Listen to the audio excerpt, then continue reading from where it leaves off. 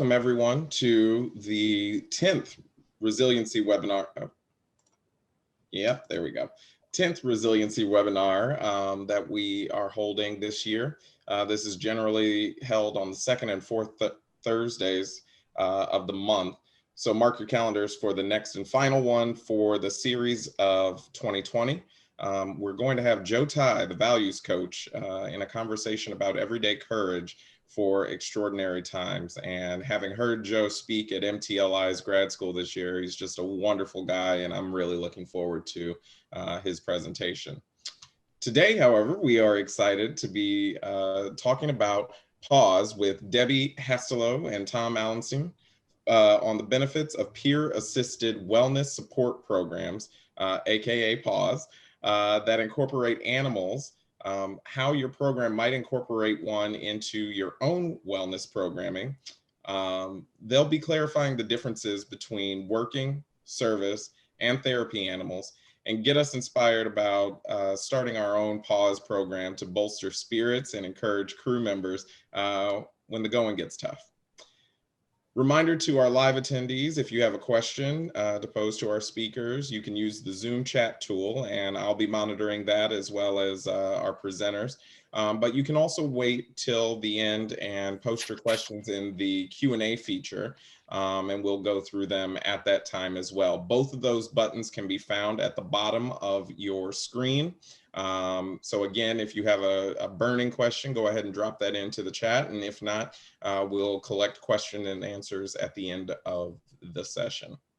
So we had about 67 folks who registered for today, and we know that hundreds more will watch the archived recordings during their own time. So if you're joining us after the fact, thanks for also seeking us out.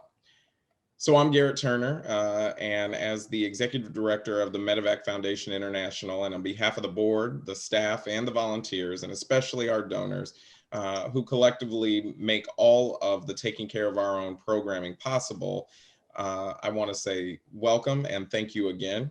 And now I'll turn it over to Jared Hughes, the Foundation's Development Director, to introduce our speakers. So Jared. Thanks, Garrett. Before I introduce our guest today, I want to make a pitch for our Run to Help the Helpers. It's an annual run, walk, roll, swim, or golf challenge that started in May and is running through the end of the year. Thanks to so many of you, we're now only $4,380 away from our 2020 fundraising goal of $40,000. We have 208 participants so far, which is 21 more than we had last year, with people signing up for one of several events available for all abilities, from a 1 mile family fun run to a 222 miles by 2021 commitment. So with 56 days left to finish, that's only 4 miles per day. So I think quite a few of you could do that, and I encourage you to seek it out.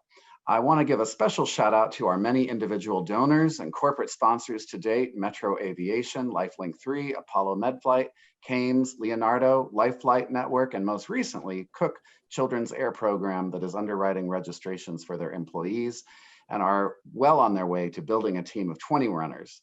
So thank you for joining us, Cook.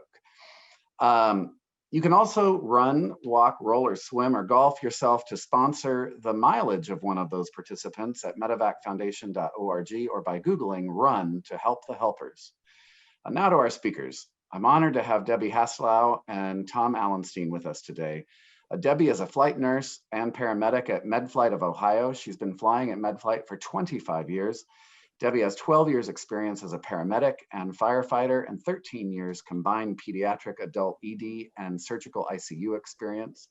Debbie coordinates the Pause program that includes the therapy dog program and critical incident stress management team. Ollie, her 4-year-old golden doodle, works as an in-house therapy dog and joins us today. So welcome, Ollie. In 2015, she realized the compounding destructive job stressors had taken a toll on her personally and professionally and forced her to seek solutions to job-related stress. So she returned to college. Her capstone project focused on compassion fatigue in frontline healthcare professionals and led to the development of Medflight's Pause program. Debbie and Ollie are on a mission to enlighten, engage, and empower first responders on ways to identify and handle destructive stressors of our jobs. Debbie lives with her partner and 3 dogs, Bailey, Ollie, and Izzy. Tom is the president and CEO for MedFlight and Medcare Ambulance out of Columbus, Ohio. MedFlight is a full critical care transport system with 9 helicopters and 4 critical care ground ambulance bases running more than 1,000 transports each year. MedFlight also owns and operates Medcare Ambulance. Medcare Ambulance is an ALS/BLS service with over 70 ambulances completing 60,000 plus transports throughout Ohio. Tom began his career in air medical transport in 1985 in Idaho Falls, Idaho as a flight nurse.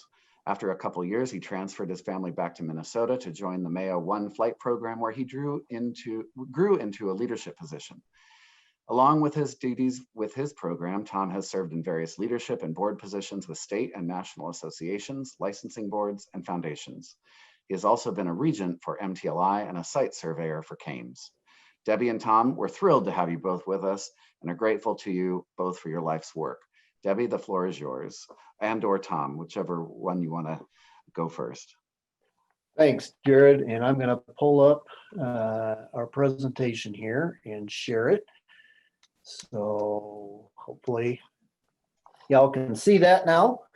And we're honored, truly honored to be able to present this to everybody out there. It's something that I feel is very important and really excited to talk about. And that's our Peer Assisted Wellness Support Group, which we call PAWS.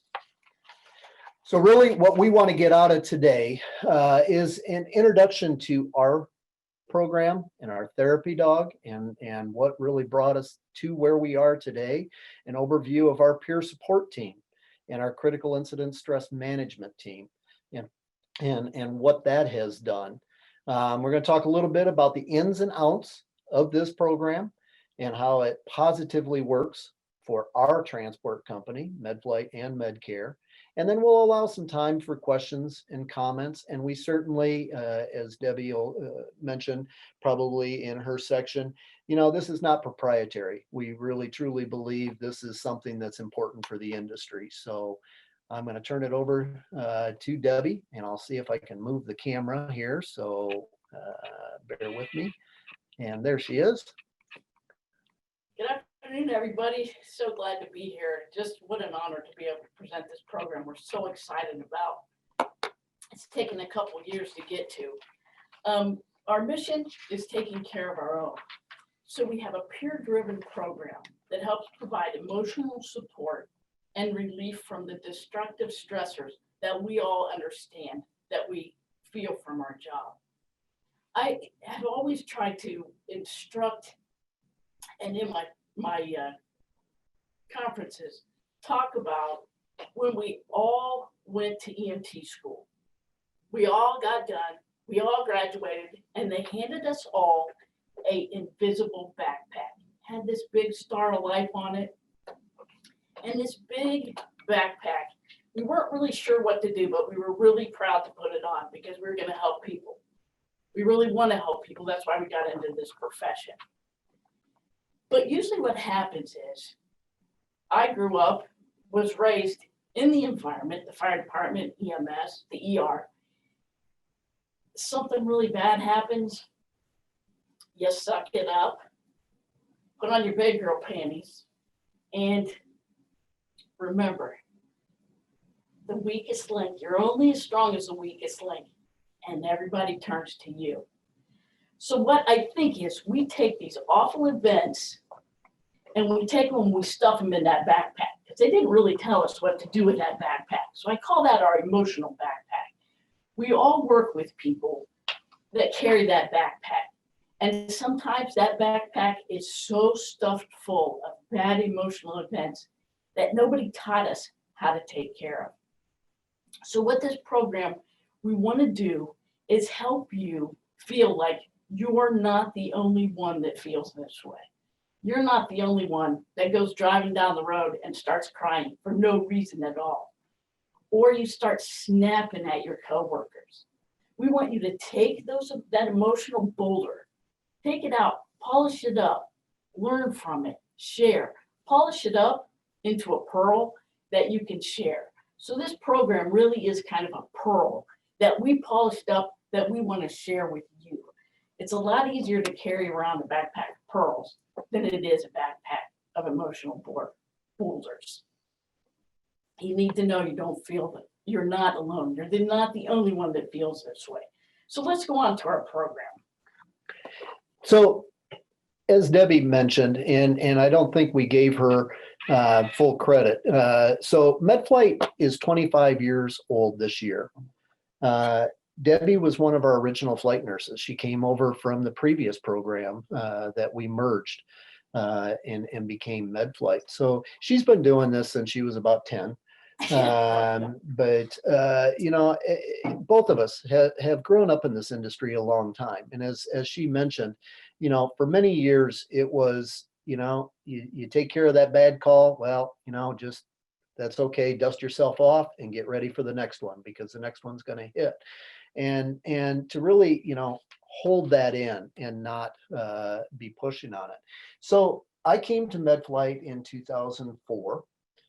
I had been here probably 6 months, and MedFlight suffered a hard landing right outside the building here. And luckily everybody walked away, but what a devastating event to have happen to your program. And you know, how did we handle it? You know, we really didn't know what to do at that point. And, you know, we tried taking care of the people that were in the aircraft and all of that. And we had an employee assistance program, and we called on them to help. But we really didn't know much. Fast forward that fall, Katrina hit. We sent 10 of our partners down to Katrina, and the things that they saw and the things that they dealt with, they came back carrying those, as Debbie calls them, emotional boulders. They had really stockpiled their backpacks full of these emotional boulders. And again, we didn't know how to deal with them and what to do to help support them. Even my own boss, the CEO of MedFlight, I was the chief operating officer, chief clinical officer at the time. He went down to Katrina and spent about 6 weeks down there in a Red Cross shelter. And he came back with his own emotional boulders and all of that. So fast forward 5 years later, MedFlight suffered a devastating event. Sean Baker, one of our paramedics, died October 19th of that year. And, you know, here was somebody very beloved with the whole company. And he died in his sleep at work. And so we really, you know, we had issues. And again, not knowing what to do. How do we take care of each other? How do we manage these tragic events like that? It was about 8 years later, we had on Super Bowl Sunday. It's one of those things that you never forget where you were. And I was home, and the Super Bowl was just getting ready to be started, and our PAIP alert went off. And one of our ambulances, one of our ground ambulances, critical care trucks, went off the road and rolled, critically injuring one of our partners. And I remember coming in and trying to manage the PAIP from in here, all while trying to get information from the scene. It was a snowy night, and how do we get that? And wanted to get our partners taken care of. Thankfully, one of our former partners was a fire chief within a division of fire here in Columbus, and called on their CISM program and said, I'd like to send them over for you guys while you sit and wait. And I absolutely welcomed them. And they came in and they sat with us all night as we were waiting to get updates, as we were getting people taken care of and all of that.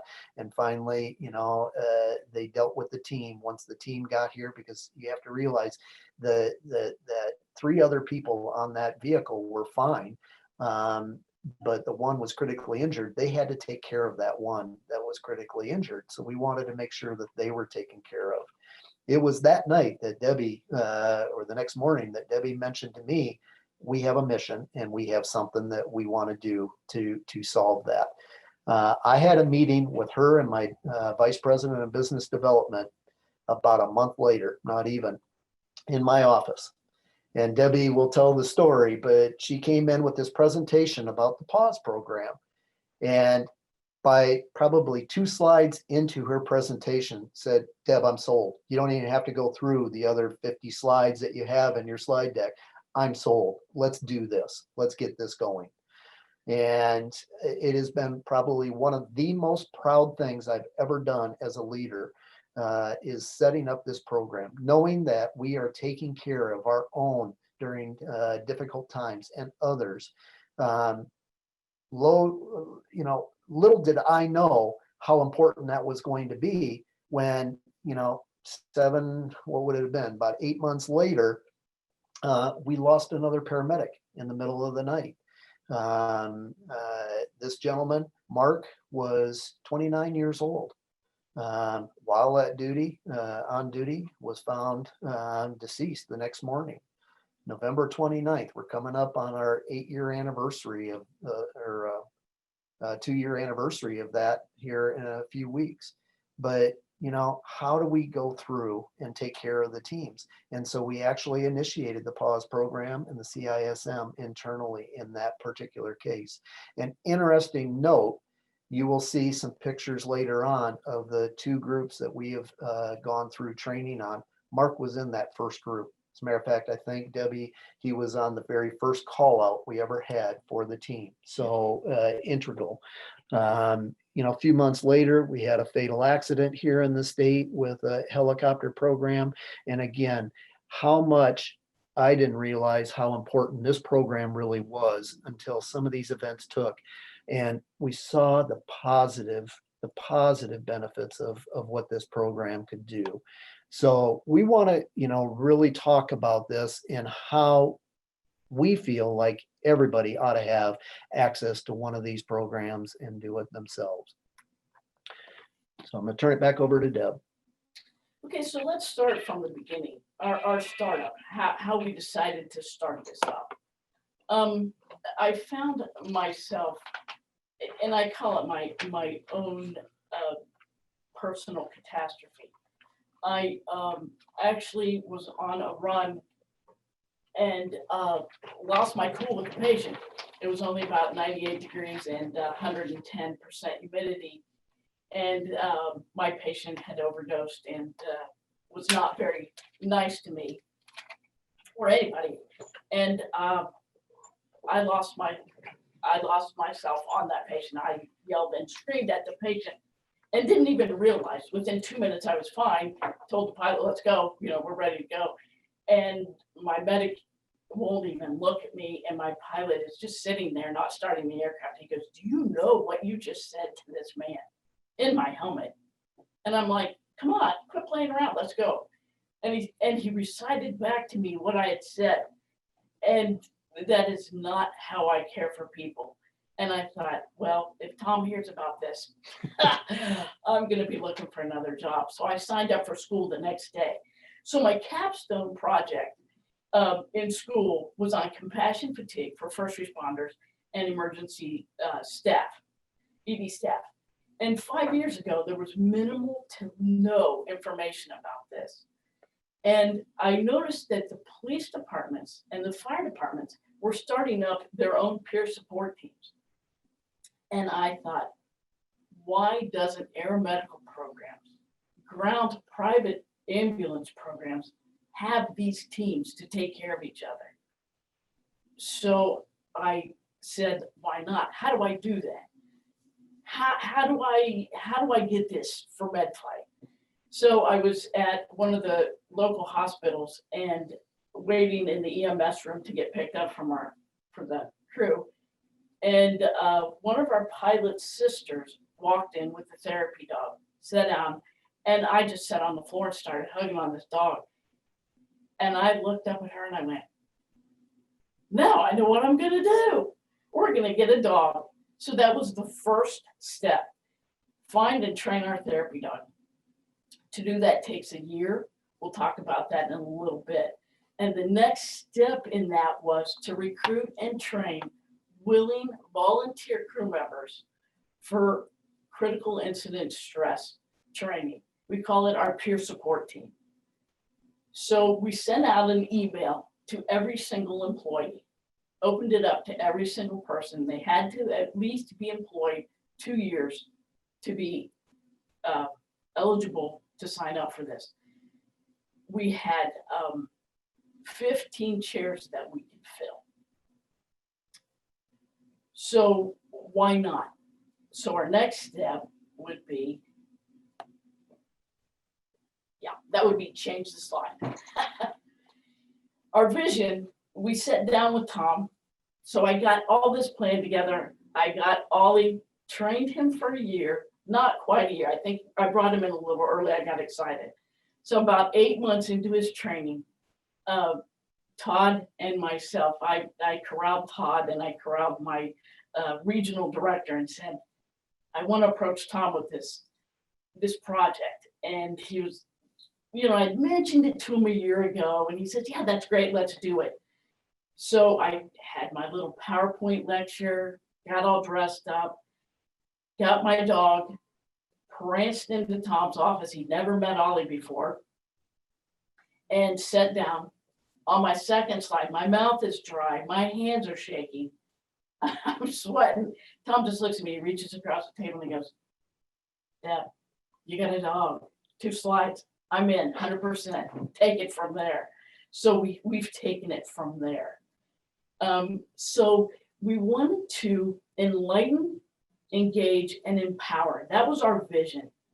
We wanted to provide a stress-free, kind of an organic environment that relieves stress, to help people identify in themselves the signs and symptoms, and in their coworkers the signs and symptoms of stress, and provide information and resources on dealing with that for them and their families. So we want to introduce Ollie. Ollie is our therapy dog. Ollie's a 4-year-old. He'll be 4 in December. Golden doodle, and he's not very golden. He's what's called a party doodle. Party means you're black and white if you're a poodle, and he is a party and a half.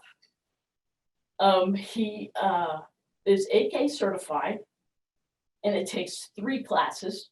If anybody wants to do this, and we would love to encourage anybody that does it. Ollie has a Facebook page.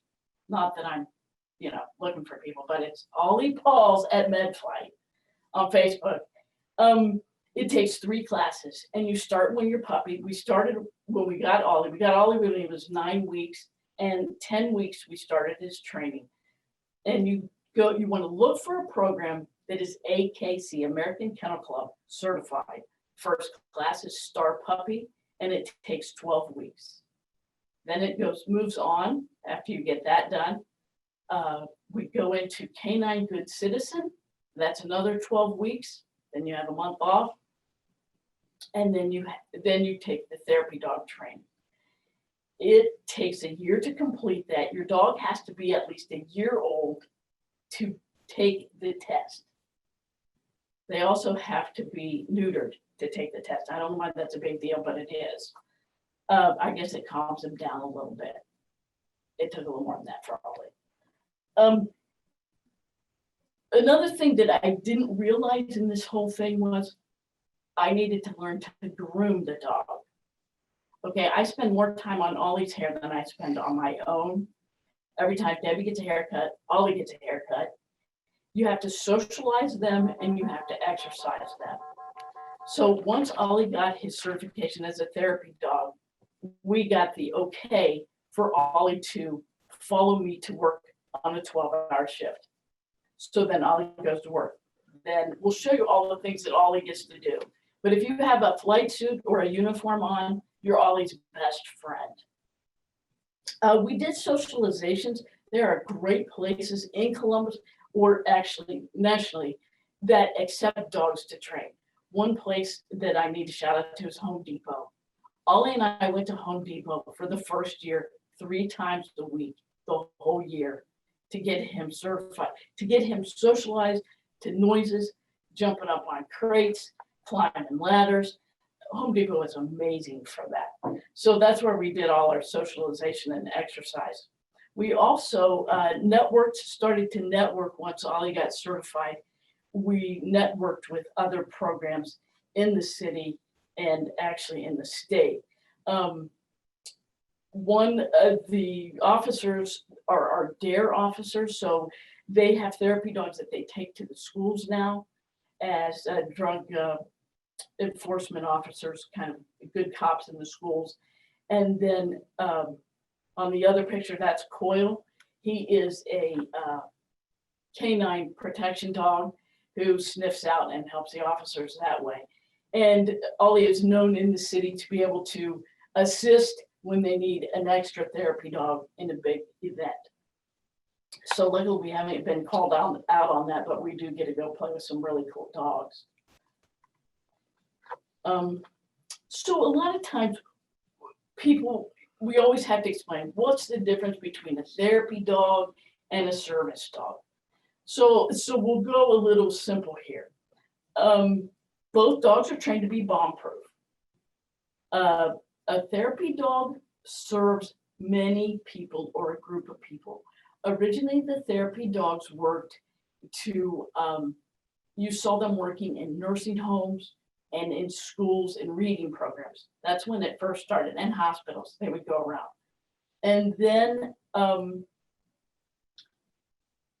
on the other side of that, the service dog is also covered by the ADA, and a therapy dog is not. So the Americans with Disability Act was signed in 1990 by George H.W. Bush.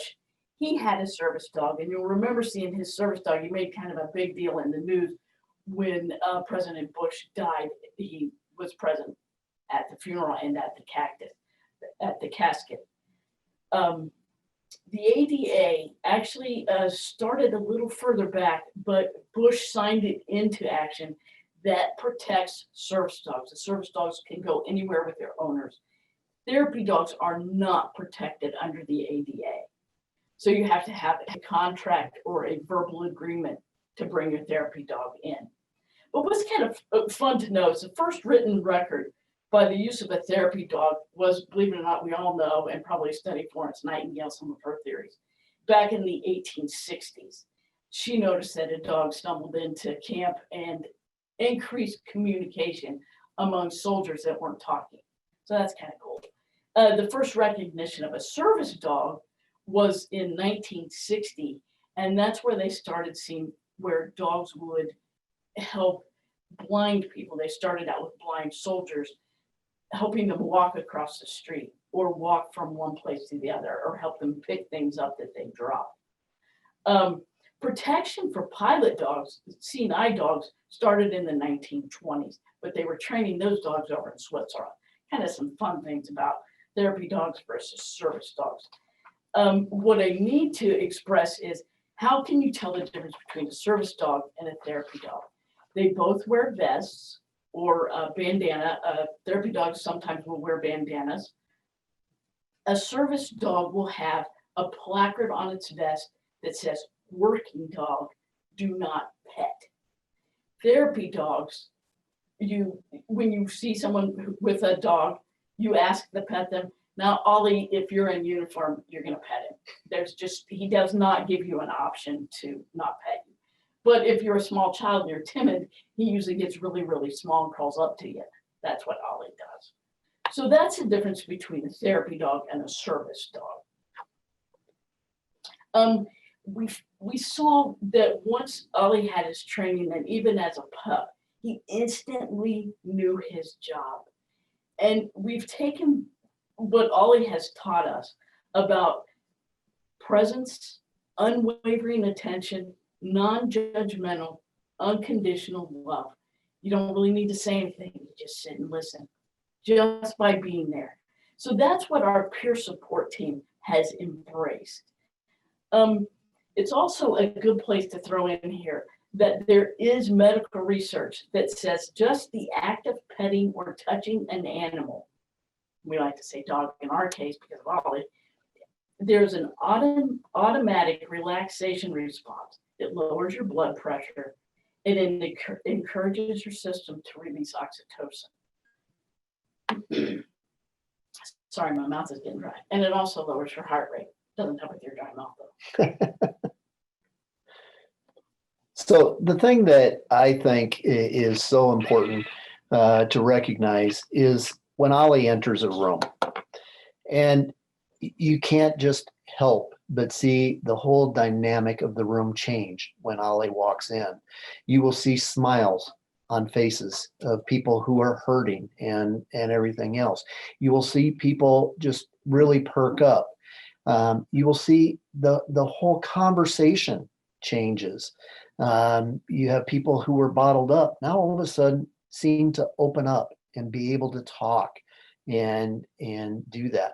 Ollie senses a lot of this, and it's amazing. You know, Ollie is a dog, and it's amazing to see the demeanor. And Debbie didn't mention this, but when Ollie has his vest on, he is a completely different dog. It's like he has put his suit on and he is ready to, you know, be Superman at that point.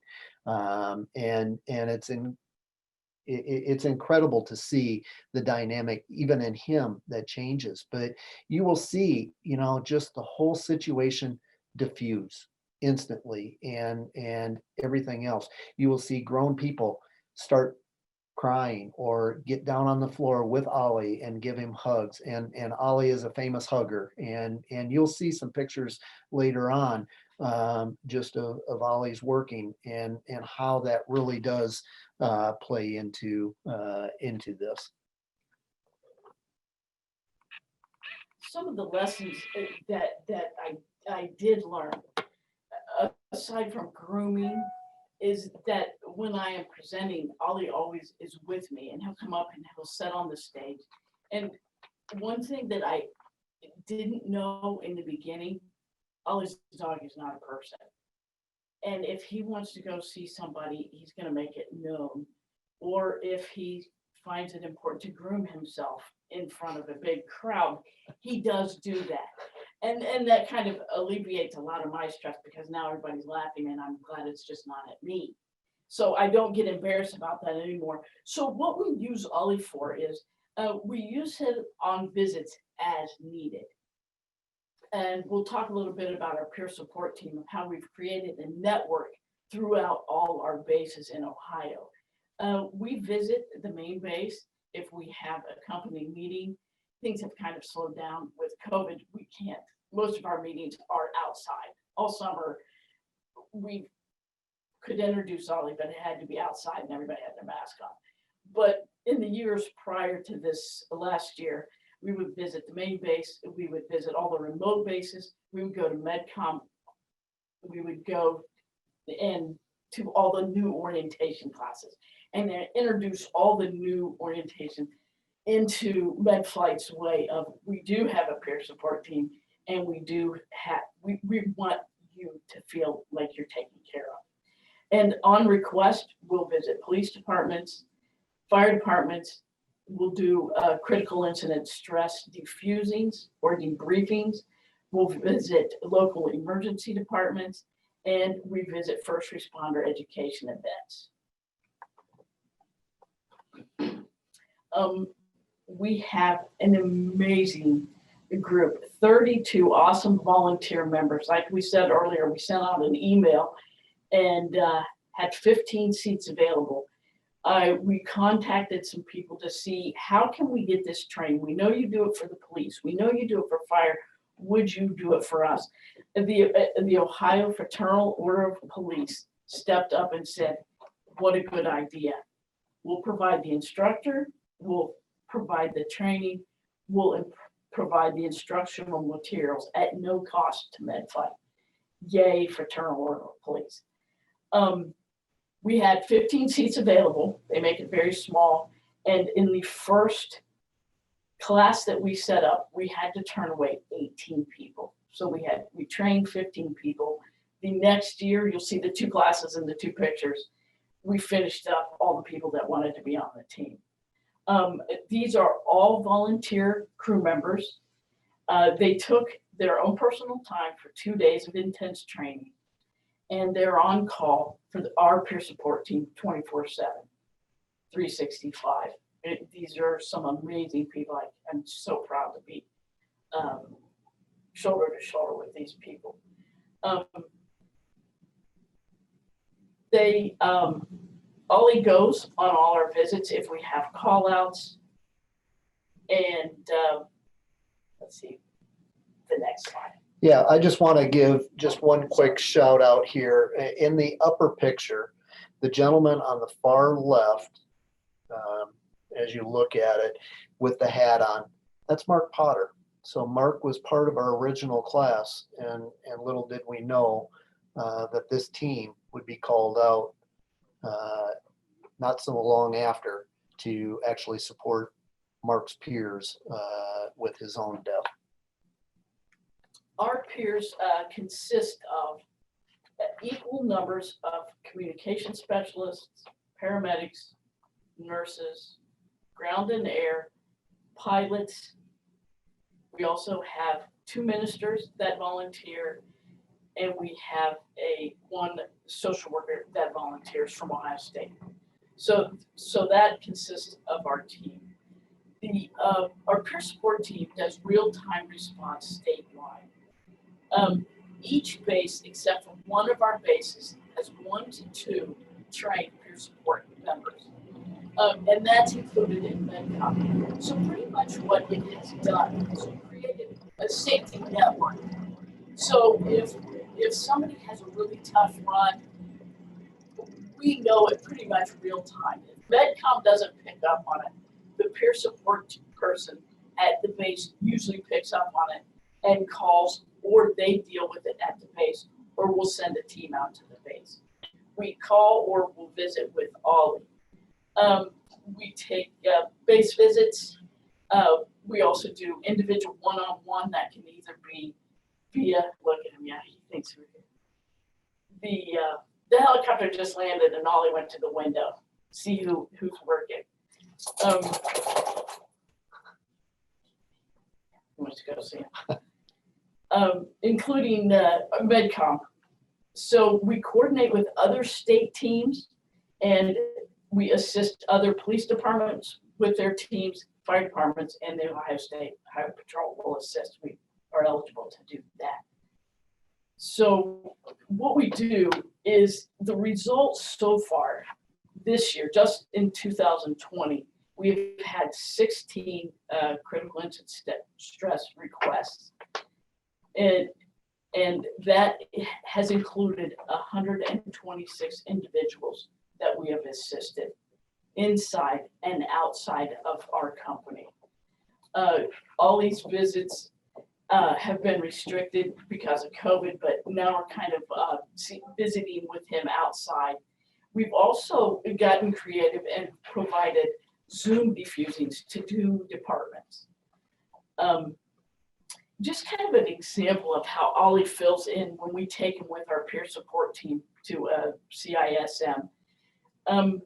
We go in, everybody usually sits in a circle. If you've ever been involved in a critical incident stress meeting, everybody talks. We introduce Ollie and say, this is our therapy dog. Now, as we walk into either the fire station or the base, everybody knows Ollie. It increases the communication, kind of breaks down barriers because he's just himself. The last one that we did, we were all sitting around in a circle, and our team member was sitting there, and she had to lead the meeting, and she got very emotional. Ollie went over and gave her a hug. Everybody stopped, they smiled, and we went right on. That's how Ollie does his magic. And he does that in every single defusing or debriefing. With the COVID updates, because we haven't been able to do briefings, our team, we have a very special individual who helps us.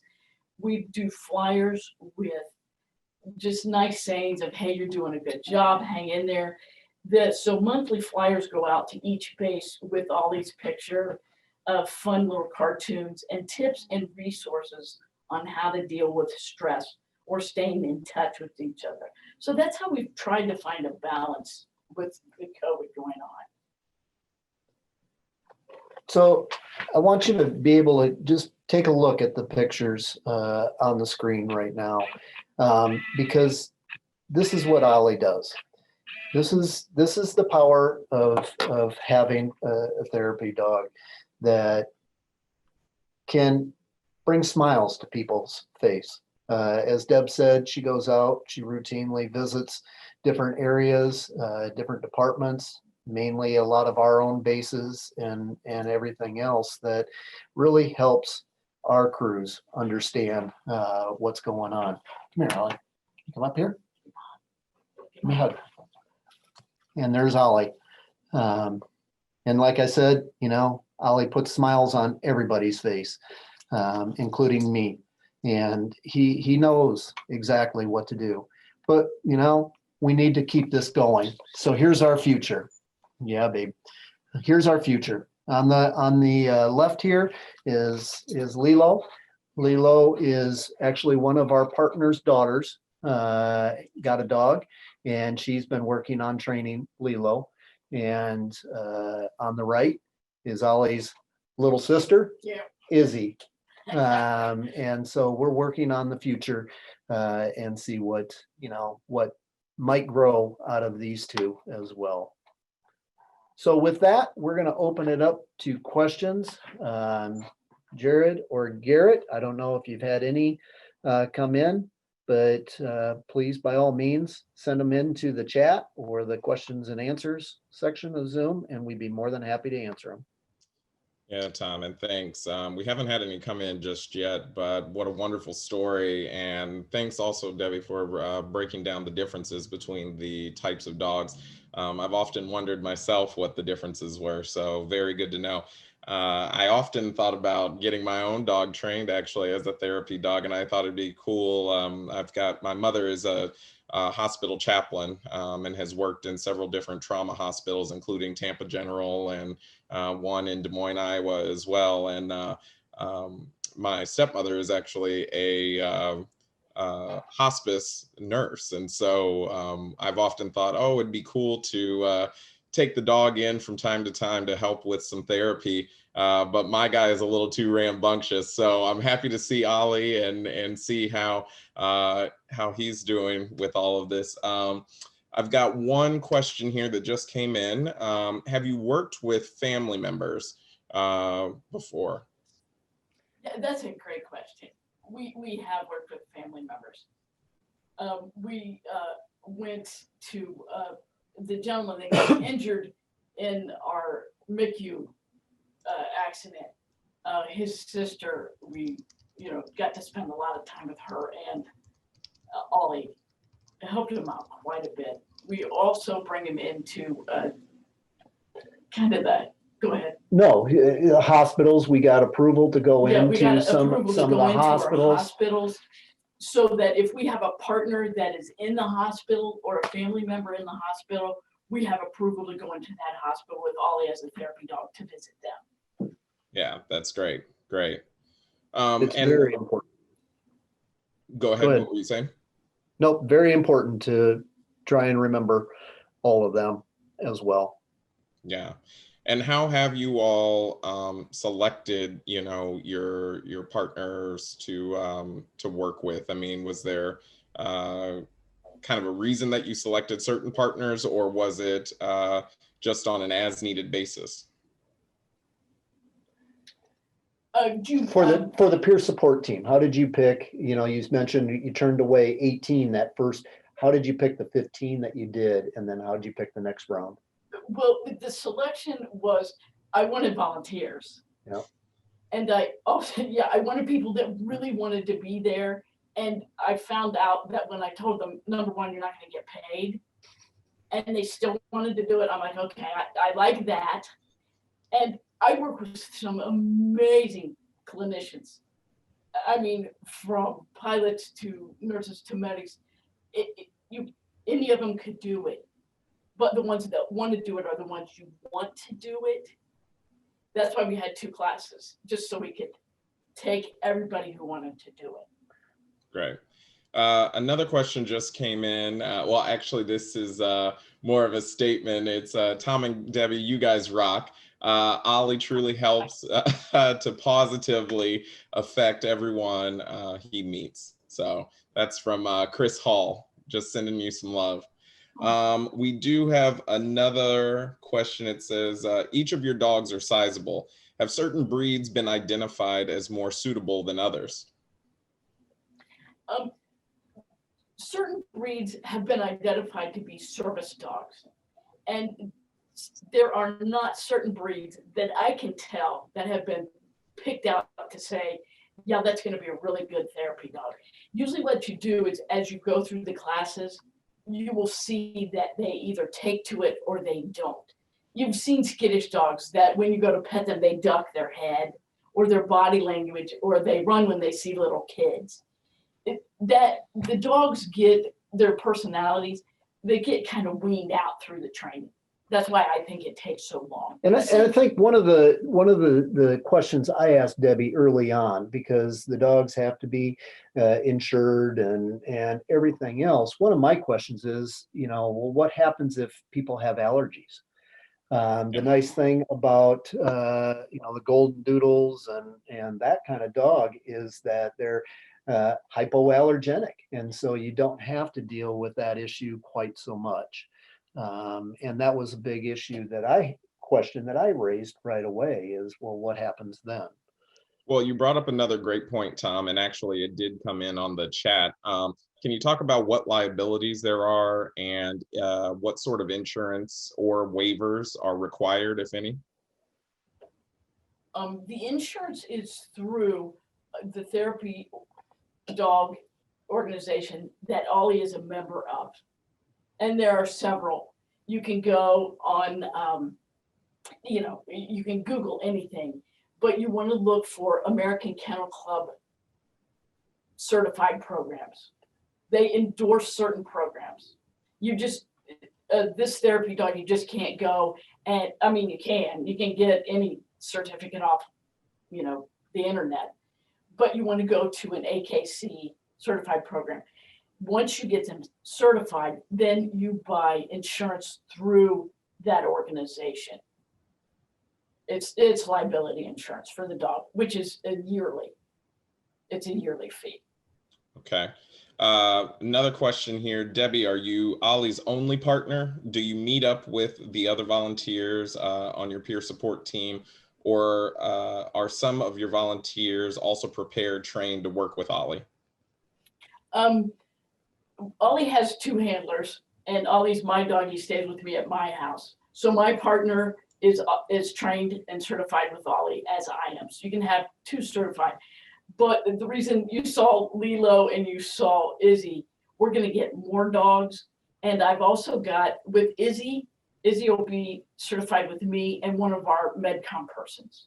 So now we can take them kind of different ways instead of me always following with Ollie or Izzy. Wonderful. So we're expanding. Yeah, we're looking forward to 2021, as is everybody else. All right, so I've got a longer one here. So this is, I have recently rescued a 1-year-old hound mix who loves and draws everyone to him. I'm an old paramedic turned ER nurse, now hospice.